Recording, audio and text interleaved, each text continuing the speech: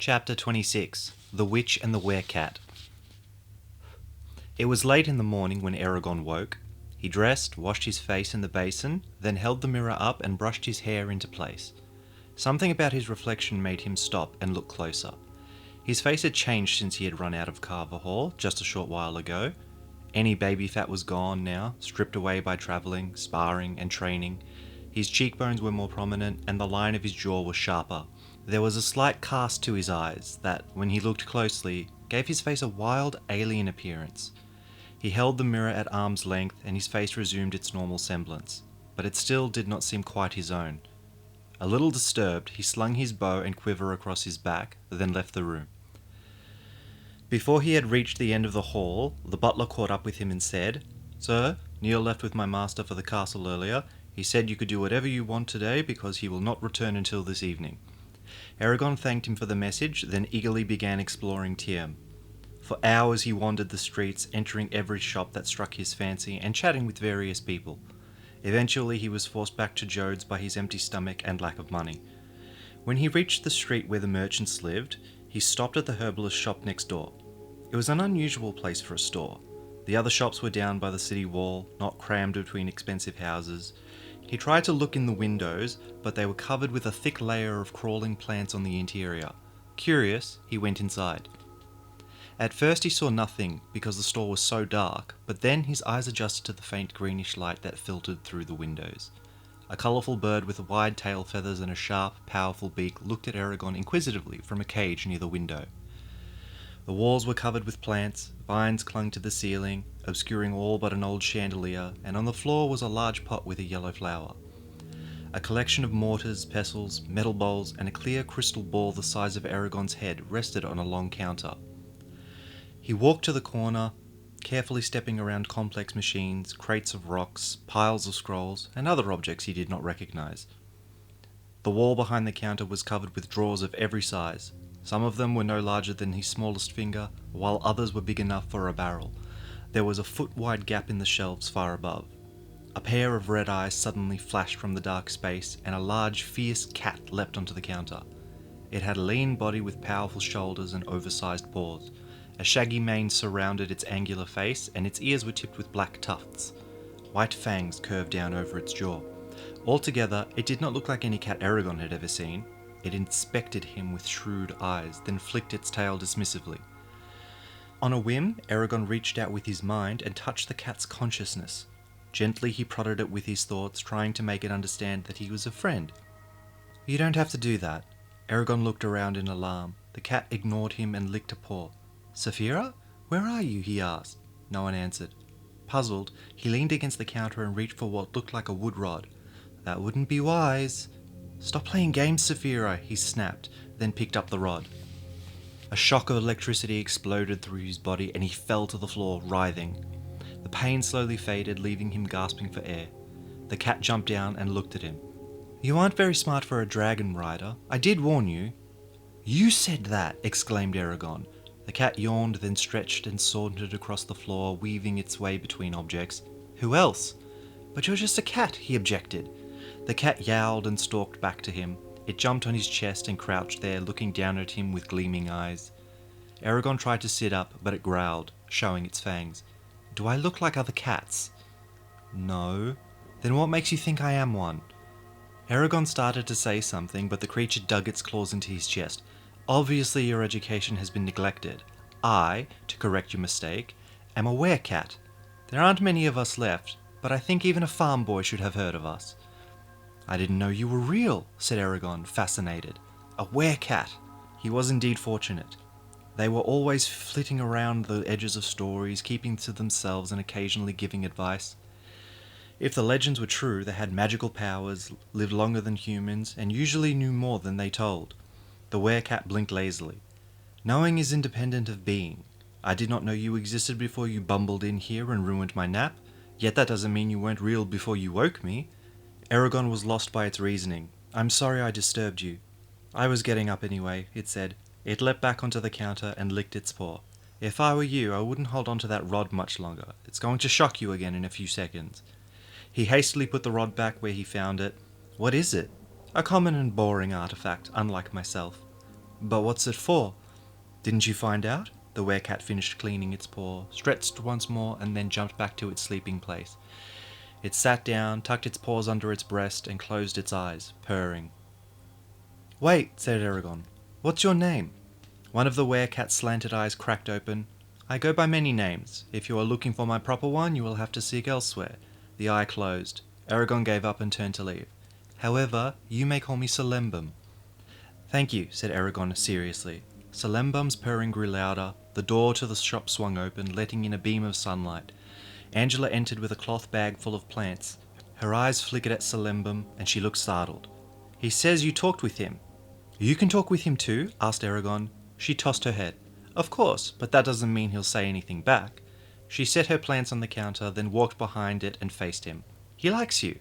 That's unusual. Most of the time, Solembum doesn't show himself to customers. In fact, he says that you show some promise, given a few years of work. Thanks. It's a compliment, coming from him. You're only the third person to come in here who has been able to speak with him.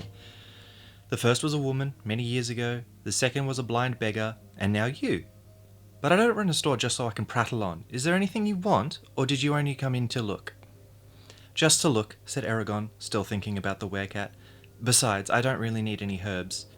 That's not all I do, said Angela with a grin. The rich fool lords pay me for love potions and the like. I never claim that they work, but for some reason they keep coming back. But I don't think you need those chicaneries. Would you like your fortune told? I do that too, for all the rich fool ladies. Eragon laughed. No, I'm afraid my fortune is pretty much unreadable, and I don't have any money. Angela looked at Solembum curiously. I think, she gestured at the crystal ball resting on the counter. That's only for show. Anyway, it doesn't do anything. But I do have. Wait here. I'll be right back. She hurried into a room at the back of the shop. She came back, breathless, holding a leather pouch which she set on the counter. I haven't used these for so long I almost forgot where they were. Now, sit across from me and I'll show you why I went to all this trouble. Eragon found a stool and sat. Solembum's eyes glowed from the gap in the drawers. Angela laid a thick cloth on the counter, then poured a handful of smooth bones, each slightly longer than a finger, onto it.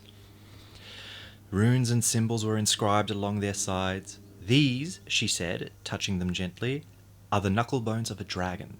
Don't ask where I got them. It's a secret I won't reveal. But unlike tea leaves, crystal balls, or even divining cards, these have true power.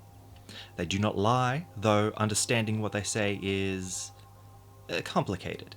If you wish, I will cast and read them for you, but understand that to know one's fate can be a terrible thing. You must be sure of your decision. Eragon looked at the bones with a feeling of dread. There lies what was once one of Saphira's kin. To know one's fate. How can I make this decision when I don't know what lies in wait for me and whether I will like it? Ignorance is indeed bliss. Why do you offer this? He asked. Because of Solembum. He may have been rude, but the fact that he spoke to you makes you special. He is a werecat after all. I offer to do this for the other two people who talked with him. Only the woman agreed to it. Selena was her name. Ah, she regretted it too. Her fortune was bleak and painful. I don't think she believed it. Not at first. Emotion overcame Eragon, bringing tears to his eyes. Selena, he whispered to himself. His mother's name. Could it have been her? Was her destiny so horrible that she had to abandon me? Do you remember anything about her fortune? He asked, feeling sick. Angela shook her head and sighed. It was so long ago that the details have melted into the rest of my memory, which isn't as good as it used to be. Besides, I'll not tell you what I do remember. That was for her and her alone. It was sad though. I've never forgotten the look on her face. Eragon closed his eyes and struggled to regain control of his emotions. Why do you complain about your memory? He asked to distract himself. You're not that old. Dimples appeared on Angela's cheeks.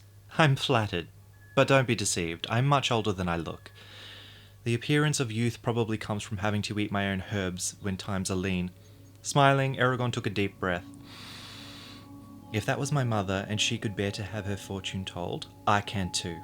Cast the bones for me, he said solemnly.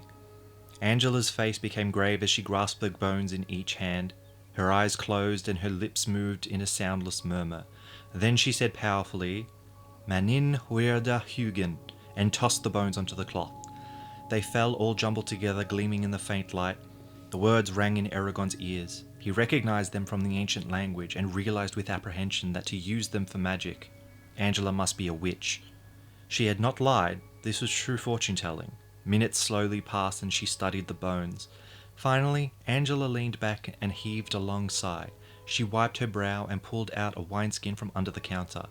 "Do you want some?" she asked. Eragon shook his head. She shrugged and drank deeply. "This," she said, wiping her mouth, "is the hardest reading I've ever done. You were right. Your future is nigh impossible to see. I've never known of anyone's fate to be so tangled and clouded. I was, however, to wrestle a few answers from it." Solembum jumped onto the counter and settled there, watching them both. Eragon clenched his hands as Angela pointed to one of the bones. "I will start here," she said slowly, "because it is the clearest to understand." The symbol on the bone was a long horizontal line with a circle resting on it. "Infinity or long life," said Angela quietly. "This is the first time I've ever seen it come up in someone's future. Most of the time, it's the aspen or the elm, both signs that a person will live a normal span of years. Whether this means that you will live forever or that you will only have an extraordinarily long life, I'm not sure. Whatever it foretells, you may be sure that many years lie ahead of you." No surprises there. I am a writer, thought Eragon. Was Angela only going to tell him things he already knew? Now the bones grow harder to read, as the rest are in a confused pile. Angela touched 3 of them. Here the wandering path, lightning bolt, and sailing ship all lie together, a pattern I've never seen, only heard of. The wandering path shows that there are many choices in your future, some of which you face even now. I see great battles raging around you, some of them fought for your sake. I see the mighty powers of this land struggling to control your will and destiny. Countless possible futures await you, all of them filled with blood and conflict. But only one will bring you happiness and peace. Beware of losing your way, for you are one of the few who are truly free to choose their own fate. That freedom is a gift, but it is also a responsibility more binding than chains." Then her face grew sad. "And yet, as if to counteract that, here is the lightning bolt. It is a terrible omen. There is doom upon you, but of what sort I know not. Part of it lies in a death, one that rapidly approaches and will cause you much grief, but the rest awaits in a great journey. Look closely at this bone. You can see how its end rests on that of the sailing ship. That is impossible to misunderstand. Your fate will be to leave this land forever. Where you will end up, I know not, but you will never again stand in Allegatia. This is inescapable. It will come to pass even if you try to avoid it." Her words frightened Eragon. Another death? Who must I lose now? His thoughts immediately went to Roran, and then he thought about his homeland. What could ever force me to leave, and where would I go? If there are lands across the sea or to the east, only the elves know of them. Angela rubbed her temples and breathed deeply. The next bone is easier to read, and perhaps a bit more pleasant. Eragon examined it and saw a rose blossom inscribed between the horns of a crescent moon. Angela smiled and said, "An epic romance is in your future, extraordinary as the moon indicates, for that is a magical symbol, and strong enough to outlast empires. I cannot say if this passion will end happily, but your love is of noble birth and heritage. She is powerful, wise, and beautiful beyond compare." "Of noble birth?" thought Eragon in surprise. "How could that ever happen? I have no more standing than the poorest of farmers." Now for the last 2 bones. The tree and the hawthorn root, which cross each other strongly. I wish that it were not so. It can only mean more trouble. But betrayal is clear, and it will come from within your family. "Roran wouldn't do that," objected Eragon abruptly. "I wouldn't know," said Angela carefully, "but the bones have never lied, and that is what they say." Doubt wormed into Eragon's mind, but he tried to ignore it. What reason would there ever be for Roran to turn on him? Angela put a comforting hand on his shoulder and offered him the wineskin again. This time Eragon accepted the drink, and it made him feel better. After all that, death might be welcome, he joked nervously. Betrayal from Roran? It couldn't happen. It won't. "It might be," said Angela solemnly, and then laughed silently. "But you shouldn't fret about what is yet to come. The only way the future can harm us is by causing worry. I guarantee that you'll feel better once you're out in the sun." "Perhaps. Unfortunately," he reflected wryly, "nothing she said will make sense until it has already happened. If it really does," he amended himself. "Use words of power," he noted quietly. Angela's eyes flashed. "What I wouldn't give to see how the rest of your life plays out. You can speak to werecats. know of the ancient language, and have a most interesting future. Only few young men with empty pockets and rough travelling clothes can be expect to be loved by a noblewoman. Who are you?" Eragon realised that the Werecat must not have told Angela that he was a rider. He almost said Evan, but then changed his mind and simply stated, "I am Eragon." Angela arched her eyebrows. "Is that who you are, or your name?" she asked. Both," said Eragon with a small smile, thinking of his namesake, the first rider. "Now I'm all the more interested in seeing how your life will unfold. Who was this ragged man with you yesterday?" Eragon decided that one more name couldn't hurt. "His name is Brom." A guffaw suddenly burst out of Angela, doubling her over in mirth.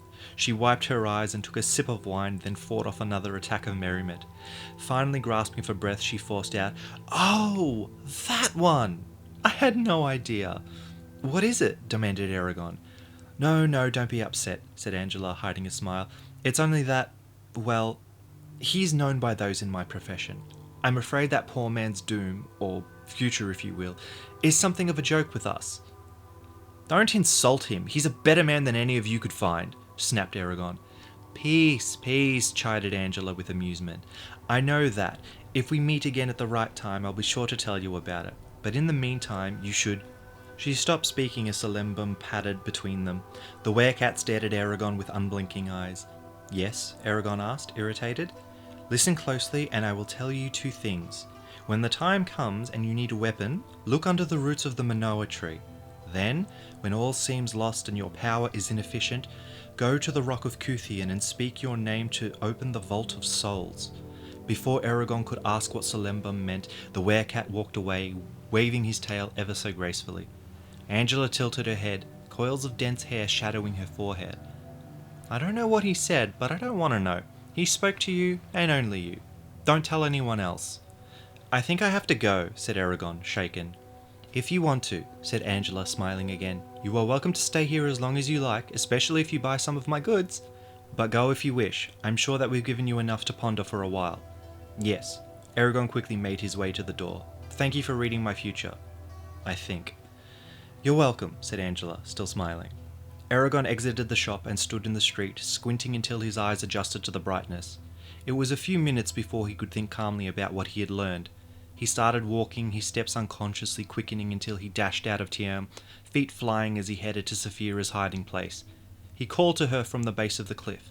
A minute later, she soared down and bore him up to the cliff top. When they were both safely on the ground, Eragon told her about his day. "And so," he concluded, "I think Brom's right. I always seem to be where there's trouble. You should remember what the Werecat told you. It's important." "How do you know?" he asked curiously. "I'm not sure, but the names he used feel powerful.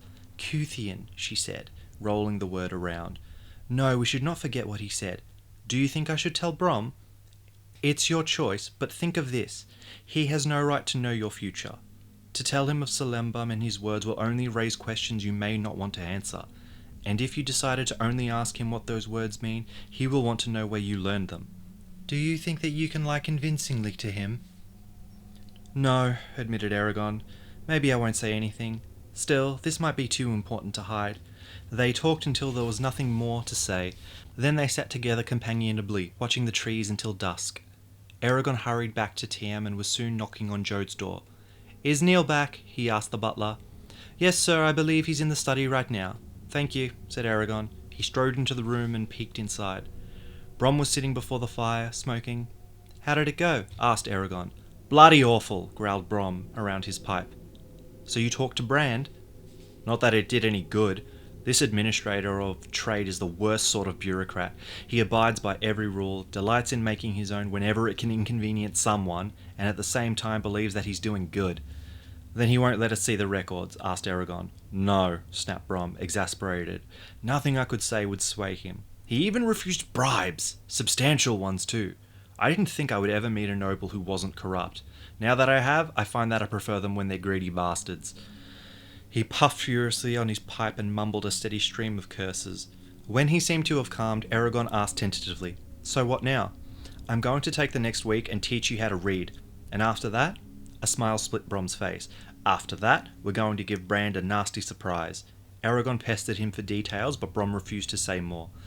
Dinner was held in a sumptuous dining room. Jode sat on one end of the table, a hard-eyed Helen at the other. Brom and Eragon were seated between them, which Eragon felt was a dangerous place to be. Empty chairs were on either side of him, but he didn't mind the space. It helped to protect him from the glares of their hostess. The food was served quietly, and Jode and Helen wordlessly began eating. Eragon followed suit, thinking, "I've had cheerier meals at funerals." And he had, in Carver Hall.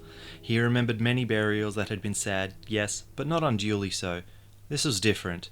He could feel simmering resentment pouring from Helen throughout the dinner.